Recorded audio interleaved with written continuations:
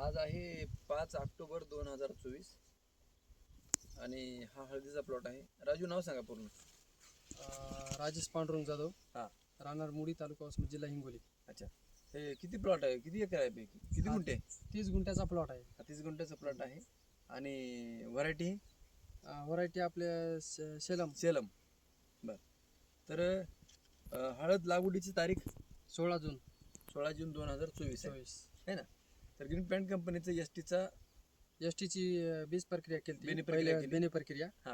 आणि त्याच्यानंतर हळद लागून झाल्याच्या नंतर प्रीमियम नायट्रोकिंग ग्रो आणि स्प्रेडॉल 9 ची ड्रिचिंग केली. ड्रिचिंग केलं. अच्छा. त्याच्यानंतर परत म्हणजे एफसी पावडर, ग्रो नायट्रोकिंग स्प्रेडॉल 9 ची फवारणी घेतली. किती फवारण्या झाल्या? 2 फवारण्या झाल्या. बरं, रासायनिक डोस काय टाकलाय? रासायनिक 12-32-16 घेतलं होतं एक पोतं. हा. एक आपलं ग्रीन प्लांटचं प्रॉम DAP घेतलं होतं. हा. आणि एक किट घेतली होती. अच्छा. तर आज आपल्याला साधारण म्हणजे 15 जूनची लागवड आहे आपली. हा.